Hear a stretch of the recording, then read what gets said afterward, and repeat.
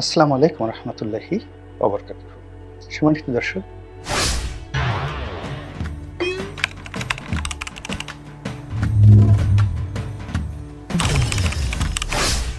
বাংলাদেশের সঙ্গে ভারতের কূটনৈতিক যে সম্পর্ক, এটি এখন চরম উত্তেজনাকর একটি সময় পার করছে।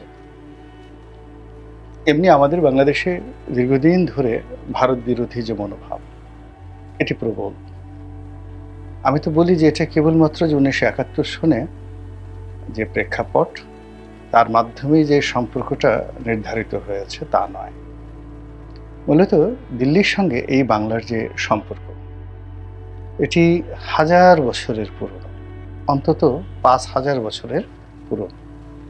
সে যে মহাভারতের যুগ, তখন থেকেই কিন্তু শুরু হয়েছিল।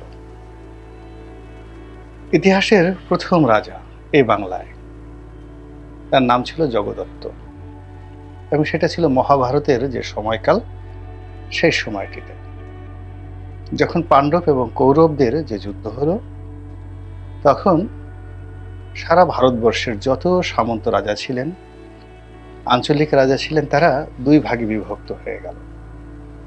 এক পক্ষ পাণ্ডবদের পক্ষে গেল, আর অপর পক্ষ কৌরবদের পক্ষ। আপনারা জানেন যে সেই যুদ্ধে কৌরবরা পরাজিত হয়েছিল আর পাণ্ডবরা বিজয় হয়েছিল, কিন্তু বিজয় এবং পরাজয় এটি কেউ উপভোগ করতে পারেনি। এর কারণ হলো খুব অল্প সংখ্যক লোক, সৈন্যবাহিনী, রাজা কিংবা বিভিন্ন অঞ্চল থেকে যারা এসেছিল, খুব অল্প সংখ্যক লোক প্রাণে বেঁচে ছিল এবং সেই কুরুক্ষেত্রের ময়দান থেকে ফিরতে পেরেছিল। কুরুক্ষেত্রের যে যুদ্ধ, সে যুদ্ধে বিজয়ী এবং জয়ী কেউ এটাকে উপভোগ করতে পারেনি।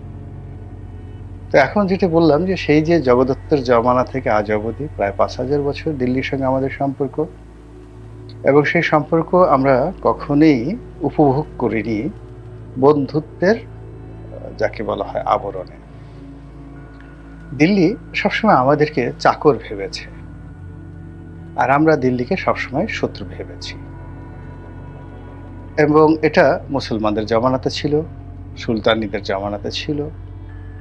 এখানে কোনো হিন্দু নাই, এখানে কোনো বৌদ্ধ নাই, এখানে কোনো খ্রিস্টান নেই। এর কারণ হলো আমাদের এই যে 5,000 বছরের যে ইতিহাস, বাংলার ইতিহাস, এই সময়ের মধ্যে শত শতবার ধর্ম পরিবর্তন হয়েছে, বহুবার ধর্মের ভিত্তিতে রাজ্য হয়েছে, আবার ধর্মের ভিত্তিতে এক রাজ্য অপর রাজ্যকে পরাজিত করেছে। হিন্দুরা যেভাবে বহুকাল রাজত্ব করেছে, আবার বৌদ্ধরা শত শত বছর ধরে এই বাংলায় রাজত্ব করেছে, এমনকি ভারতেও।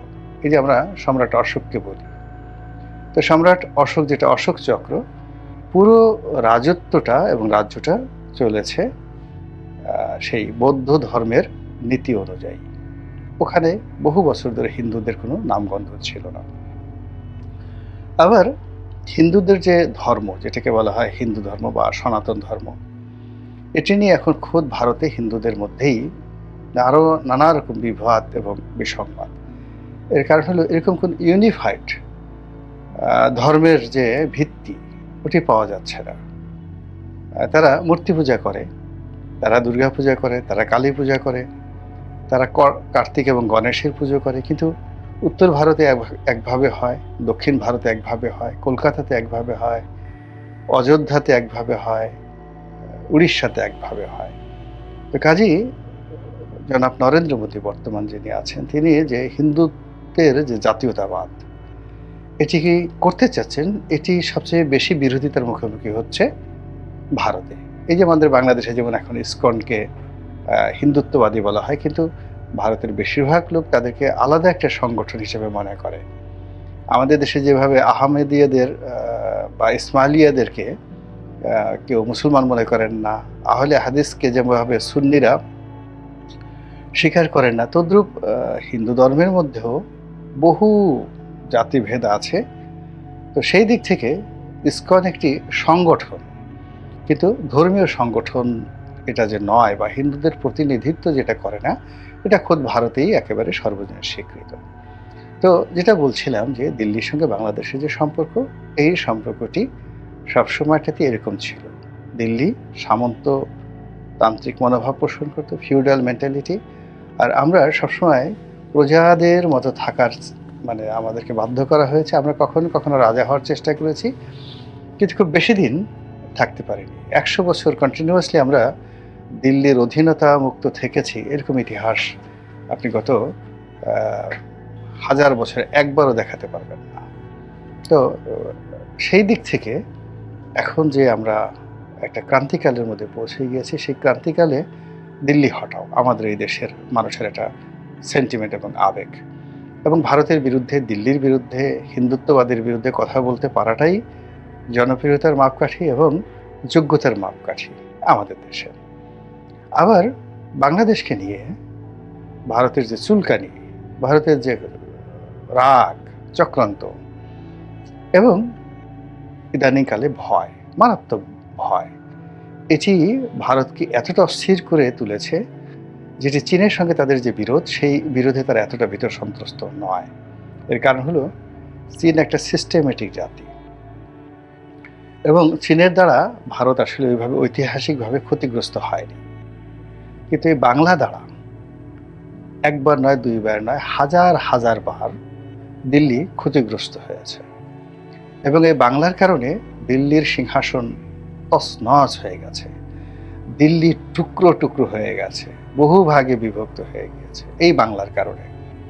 এবং এই বাংলা কখনো, আমরা এখন যে জিওগ্রাফিক লোকেশনে আছি, এই বাংলা কখনো কখনো 20 থেকে 25 ভাগ হয়েছে, 25 ভাগে ভাগ হয়েছে। যেমন আকবরের জমানাতে 12 ভূঁইয়ারা ছিলেন। তো 12 ভূঁইয়া বলা হলেও মূলত এই যে মানে অঞ্চলটি গাঙ্গেয় বদ্বীপ অ্যাটলিস্ট 30 থেকে 40টি স্বাধীন ভূখণ্ডে বিভক্ত ছিল। এর মধ্যে কেন্দ্রীয় চরিত্র ছিল 12টি। এই জন্য বলা হয় বাংলার 12 ভূঁইয়া এই আকবরের জমানাতে। আবার কখনো কখনো শত শত বছর ধরে এই পুরো অঞ্চল বাংলা, মানে এই বাংলা এবং পশ্চিম বাংলা, তারপর বিহার এবং উড়িষ্যা এখন একত্রে ছিল, শত শত বছর ধরে একত্রে ছিল। আবার কখনো কখনো উড়িষ্যা আলাদা হয়ে গেছে, বিহার আলাদা হয়ে গেছে, ত্রিপুরা আমাদের সঙ্গে এসেছে, কখনো আসাম আমাদের সঙ্গে ছিল, এরকম একই ঘটনা। কখনো শিলিগুড়ি আমাদের সঙ্গে ছিল, আবার আমরা কখনো কখনো ওদের অধীনে ছিলাম। তো এখন এই যে ইতিহাসের পথ পরিক্রমায় আমরা একটা এরকম একটা যুগ সন্ধিক্ষণে এই 2024 সনে এসে পৌঁছে গেছি। আমরা এখন আর কোনো অবস্থাতেই দিল্লির দাসত্ব মানতে চাচ্ছি না, প্রকাশ্য বা অপ্রকাশ্য। আর অন্যদিকে দিল্লির ধৈর্যের বাঁধ ভেঙে গেছে। দিল্লির যারা লোকজন আছে, প্রচার আছে, প্রোপাগান্ডা আছে, তারা অকথ্য ভাষায় আমাদেরকে গালাগাল দিচ্ছে। এ জাতির কোনো কৃতজ্ঞতাবোধ নেই, এই জাতির কোনো সভ্যতা নেই, এই জাতির কোনো ভব্যতা নেই। তারপর এরা যুদ্ধ করতে জানে না, এরা পিস্তল দেখলে চিত হয়ে পড়ে। তারপরে আরও অনেক কিছু, মানে আমাদের কাপুরুষতা নিয়ে তারা রীতিমতো মহাকাব্য রচনা করেই চলেছে। 1971 সনে আমরা কিছুই করিনি, সবই ভারত করেছে, এবং তারা দয়া করে আমাদেরকে স্বাধীনতা দিয়েছে। আমাদের এই জাতির কৃতজ্ঞ থাকা উচিত ভারতের প্রতি, তাদের স্বাধীনতা ভোগ করছি আর তাদের বিরুদ্ধে কথাবার্তা বলছি, ইত্যাদি নানা কথা। তারপরে আমরা ভারত থেকে নগদ টাকায় সবকিছু আমদানি করি। তো আমরা নগদ টাকায় সবকিছু কিনে আনি সেখান থেকে। তো ক্রেতা, বায়ার যারা, তারা সবসময় একটা বেটার পজিশনে থাকে। কিন্তু ভারত এখানে কি হলো, তারা বলার চেষ্টা করছে যে আমরা যদি না বিক্রি করি তাহলে তোমাদের কি হবে। মানে এখানে সেলার যারা আছে, সারা দুনিয়ার যে মার্কেটিংয়ের যে সিস্টেম, সেই সিস্টেমটাকে চ্যালেঞ্জ করে ভারত বলছে পেঁয়াজ বিক্রি করবো না, আলু বিক্রি করবো না, গরু বিক্রি করবো না, তারপরে ফেন্সিডিল বিক্রি করবো না, চিনি পাঠাবো না, তাহলে তোমরা না খেয়ে মরবে। তোমরা বঙ্গোপসাগরে গলায় দড়ি দিয়ে তারপরে তোমাদেরকে মরতে হবে, এবং ওই কলসির সাথে গলায় দড়ি দিয়ে মরতে হবে। তো এই সকল কথাবার্তা কিন্তু এই যে সাধারণ যারা রাস্তার মানুষ, তারা না, বড় বড় আর্মির জেনারেল, বড় বড় সাবেক সচিব, বিচারপতি, বিখ্যাত সাংবাদিক, সম্পাদক, রাজনীতিবিদ, মন্ত্রী, আমলা, সবাই একসুরে বলছে। তো এই যে বলতে বলতে বলতে বলতে এই যে ডক্টর মোহাম্মদ ইউনূসের যে অন্তর্বর্তীকালীন সরকার, এই সময়টিতে এসে তাদের যে ক্ষোভ, ক্রোধ, এটি সকল সীমা অতিক্রম করেছে। এখন তারা বলছে যে বাংলাদেশে তারা ইনসার্জেন্সি করবে। আক্রমণ করবে, বাংলাদেশের সঙ্গে তারা যুদ্ধ করবে। কেউ বলছে ওদের সাথে কি যুদ্ধ করব, ওদের তো যুদ্ধ করা তো দূরের কথা, আমরা ভারত যে ওদেরকে একটা টিপ দেবো, গলা টিপের দেওয়ার দরকার নেই, শরীরে যে একটা ছোট্ট করে টিপ দেবো, ওই টিপ সহ্য করার ক্ষমতা তো ওদের নেই। পিঁপড়াকে আমরা যেভাবে একটা টিপ দিয়ে পিঁপড়ে মারি, তারপর সে উকুন মারি, উকুন তো আর টিপ দিয়ে মারা যায় না, উকুন নখের উপর রেখে মারতে হয়। তাহলে সাধারণত পিঁপড়া টিপ দিয়ে মারা হয়, জাস্ট যে কোনো একটা আঙ্গুল পিঁপড়ার উপর রাখলে আঙ্গুলটা পিঁপড়াটা মরে যাবে। তো ওরকম তারা বাংলাদেশকে মনে করছে একটা পিঁপড়ার মতো। তো এই যে অবমাননাকর কথাবার্তা, এই অবমাননাকর কথাবার্তার বিরুদ্ধে আমাদের রাজনীতিবিদ যারা আছে তারাও কিন্তু ধৈর্যহারা হয়ে পড়েছেন। বিএনপি নেতা মির্জা আব্বাস সাহেব তিনি তার মতো করে বলেছেন যে এরকম তারা খুলনা দখল করে নিয়ে যাবে, চট্টগ্রাম দখল করে নিয়ে যাবে। অবস্থা দৃষ্টি মনে হচ্ছে এটা যেন বাবার একটা দেশ, তোমাদের বাবার দেশ। তো এই কথাবার্তা বলছে। আবার বিএনপির অন্যতম নেতা রুহুল কবির রিজভী সাহেব তিনি এই যে ইনসার্জেন্সি মানে ওখানকার যারা সেনাবাহিনীর সদস্য রয়েছেন তারা বাংলাদেশের মধ্যে হঠাৎ করে ঢুকে পড়বেন গেরিলার বেশে, একেবারে যাকে বলে তারা বেলুন নিয়ে ঢুকতে পারেন, তারপরে শেষে তারা ট্যাঙ্ক নিয়ে ঢুকতে পারেন। মানে ইনসার্জেন্সি মানে খুব একেবারে ঝটিকা একটা আক্রমণ চালিয়ে তারা বাংলাদেশের যে কোনো একটা অঘটন তারা ঘটাবে, ইনসার্জেন্সি ঘটাবে।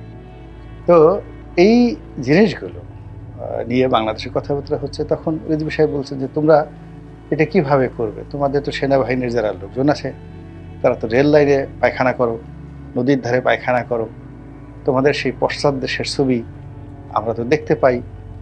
তো এবং তোমরা যখন এই কর্মকাণ্ড করো তোমাদের সেই অস্ত্রশস্ত্র থাকে সেই যাকে বলা হয় দূরে, তো অস্ত্র রেখে সামরিক পোশাক খুলে তোমাদের এই মলত্যাগ করার জন্যে তোমাদেরকে নদীর ধারে যেতে হয়, খালে বিলে যেতে হয়, রেল লাইনে তোমাদেরকে চলতে হয়। তো তোমরা এই কাজ করবা না গেরিলা আক্রমণ করবা? এই কাজ যারা করে তারা তো গেরিলা আক্রমণ করতে পারে না। এখন রুহুল কবির রিজভী সাহেব বিএনপির অত্যন্ত গুরুত্বপূর্ণ নেতা এবং তিনি এই কথা কোনো রাজনৈতিক ব্যক্তিত্বকে বলেননি, এটি সরাসরি ভারতের সেনাবাহিনীকে তিনি বলেছেন।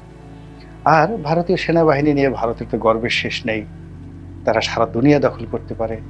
এবং আপনি হিন্দি ফিল্মগুলো যদি দেখেন, মুম্বাইয়ের যে ফিল্মগুলো যদি দেখেন, তো সেখানে মানে সেই সেনাবাহিনীর যে ভূমিকা, তাদের যে রোল, এটি মনে হয় যে পৃথিবীতে এরকম কিসের জেমস বন্ড, কিসের জুলিয়াস সিজার, কিসের নেপোলিয়ন বোনাপার্ট, ভারতীয় সেনাবাহিনীর একজন মেজর সে না পারে এমন কোনো কাজ হয়, সে আকাশ থেকে তারা টেনে আনতে পারে ভারতবর্ষের জন্য, ভারতের খুশির জন্য সে চীনের প্রেসিডেন্টকে ধরে আনতে পারে এবং জো বাইডেনকে যে কোনো মুহূর্তে ধরে এনে দিল্লির ফোর্টে টানিয়ে, আগ্রা দুর্গে টানিয়ে বা দিল্লির লালকেল্লায় টানিয়ে বিচার করার ক্ষমতা ভারতীয় সেনাবাহিনীর রয়েছে। তো সেই সেনাবাহিনী সম্পর্কে এই তো তাদের যে এত উচ্চাকাঙ্ক্ষা, সেখানে রুহুল কবির রিজভী যেটা বলেছেন এটা নিয়ে কূটনৈতিক অঙ্গনে, সামরিক অঙ্গনে ভারতের নিশ্চয়ই কথাবার্তা হচ্ছে, নিশ্চয়ই এটা নিয়ে তারা দিশেহারা হয়ে পড়বেন। এবং এখানে যদি লেদুগেদু ধলা বলতো তা নয়, বাংলাদেশে আগামীতে যারা ক্ষমতা আসার কথা চিন্তা করছেন, যারা ভারতের সঙ্গে সম্পর্ক করার জন্য চেষ্টা করছেন, তো তাদেরই একজন বড় নেতার পক্ষ থেকে যখন ভারতের সেনাবাহিনীর সম্পর্কে এরকম একটা কথা আসে, এটির যথেষ্ট কূটনৈতিক গুরুত্ব আছে, সামরিক গুরুত্ব আছে এবং এটির একটা ইম্প্যাক্ট আছে, এটার প্রতিক্রিয়া আছে, ফলাফল আছে এবং সেই ফলাফলগুলো আগামী দিনে আমাদের জন্য, বিএনপির জন্য কীভাবে কাজ করে সেটাই দেখার বিষয়। আল্লাহ আমাদের সবাইকে হেদায়েত দান করুন এবং হেফাজত করুন। আসসালামু আলাইকুম ওয়া রাহমাতুল্লাহি ওয়া বারাকাতুহু।